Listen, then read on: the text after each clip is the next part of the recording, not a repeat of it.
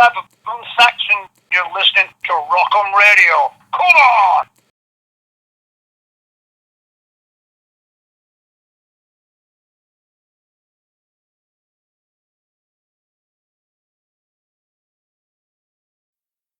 Hello, Biff. Hello. Hi, Biff. How are you? I'm doing good, thank you. I'm Gino from Kingston, Ontario, Canada. Good. Where are you calling from? From the UK. Oh, UK. How's the weather there? Nice. Bit cold, but nice. Nice and sunny, but cold. Oh, perfect, perfect. Well, Biff, congratulations for your new album, Carpe Diem. How do you feel about it? It's great.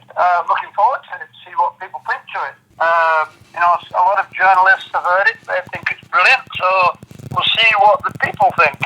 People power. Wow. Well, in my opinion, Carpe Diem is a solid album with excellent guitar riffs and great classic heavy metal melodies. Honestly, Biff, I think this album is better than Thunderbolt. What is your opinion about this record, Biff? Yeah, I think it's a special album. Coming out of the pandemic, we had a lot of struggled a bit to make the album. People together to make it through the pandemic. So yeah, I think it's a special album. I think it has a very positive feel. It's a very energetic album. A lot of energy in the album. You created a song for the COVID. Remember the Fallen. What can you tell me about it? Well, I wanted to, write a song. I didn't know if I was going to do it. I wrote the song very late on the album. It was my last song that I wrote, and I was like, somebody should write a song about the people, for the people that died, to remember them. And I thought I'd write a song, about the people. People lost a lot of friends and family, and a lot of doctors and nurses and frontline people died early on in the pandemic, when they didn't know what was happening. So the song's about them, really. Okay. How was the creative process of this record? Pretty similar to wonderful. I mean, on this album, I wanted the guitarist to be very important. So I wanted to start all the songs with writing with a guitar riff. So I was pretty brutal with the boys. I wanted them to write, great riffs. So which inspired me to write, great melodies and lyrics to them. So I think this album is a very 80s flavor, 1980, 81 flavor, because the guitar riffs are very important on this album. So I think that's how we started with this album, Okay. I think in the production process in this record, you're working again with Andy Snep. Am I correct?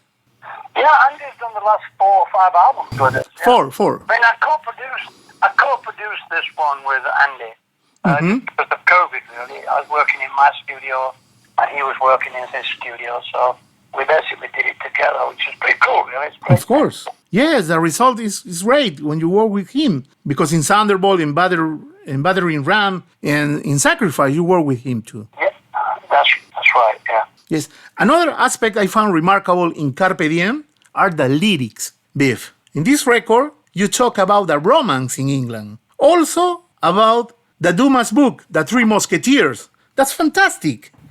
About the adventure of D'Artagnan. You know what I mean? Yeah, I know what you mean, yeah. That's fantastic. I think that's a great story, dear. Alexander Dumas' story. Of course. The last time I saw something like this was in 1993.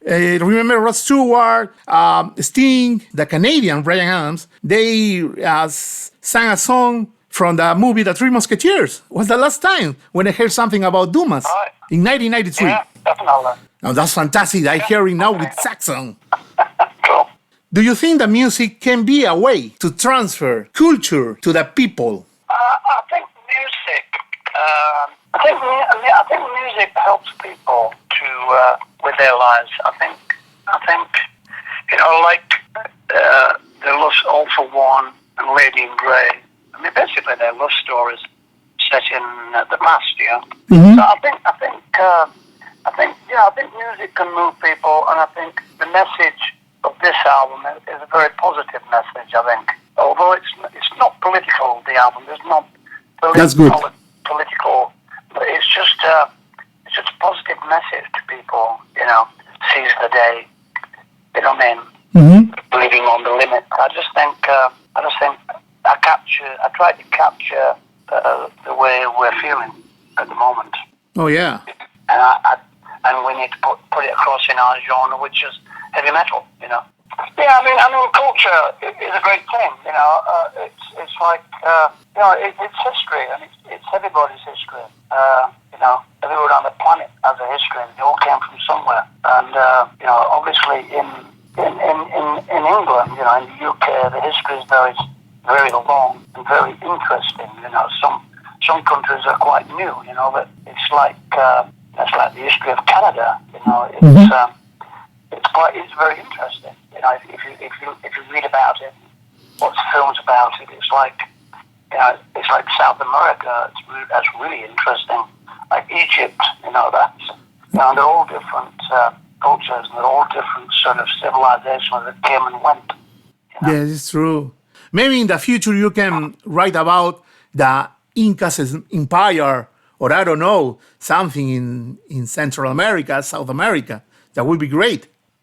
Yeah. I mean, it would be great. You know, I mean, we've done quite a few. It would be good to do something with the Incas or the Mayas in mind, definitely. Oh yeah, Biff. Let me tell you, you did a great job with your solo album, School of Hard Knocks. Me and you, Harold Steele, Welcome to the Show, School of Hard Knocks, all beautiful songs. What this album represents to you? Well, I mean, people asked me to do a solo album for a long, long time, and you know, it was great actually. It was great to do a solo album soon if I get time.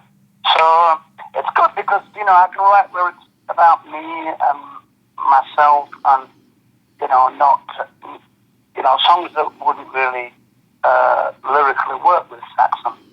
So Me and You know, is about my wife, and you know, School of Hard Knocks is about my childhood. You know, so it was good to do. It was good to do. So.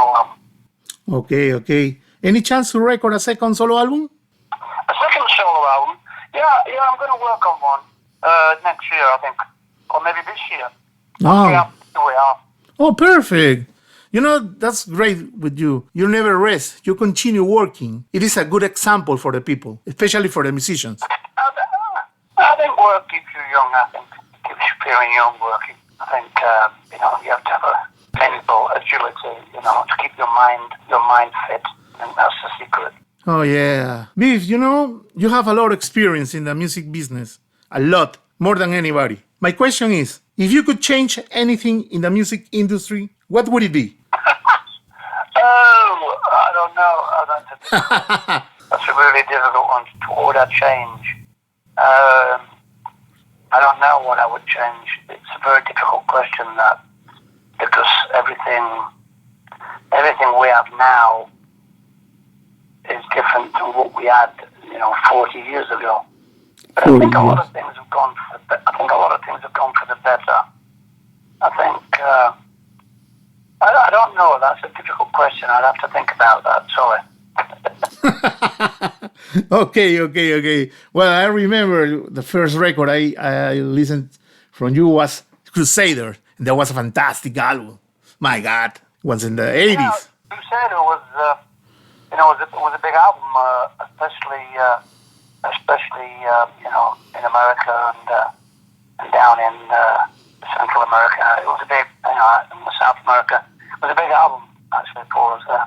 Oh yeah, it's true. Talking about North America, any dates on the way in Canada, maybe? Yeah, we're putting some dates together. We've just announced our UK tour in November. I think we're going to be announcing a European tour sometime soon. Mm-hmm. And America, United States, including in Canada. I don't know. We're waiting for the COVID thing to get a little bit easier there. You know, the travel thing. Well, so, the people is waiting here for you. Yeah, we do have some we do have some shows, but what their dates are, we don't know yet. And we're thinking about coming maybe with Uriah Heep in a package. So that would be good, 70s and 80s band together. That would be great. So we'll just keep our fingers crossed, really, and see what happens, yeah? Okay. Biff, how would you like to be remembered by the future generations? A good songwriter and a good singer, really. That's it, really. Okay. Biff, any last words in this interview? Yeah. We love playing in Canada. All parts of Canada. It's always great. To come over there. It's a little bit. It's a lot more European to ours. It's a lot more like being in the UK or France. So yeah, we love Canada. We love the people. They're very very unique Canadian people. So it's always good to be there. So yeah, we're looking forward to coming, and it's always a bit special when we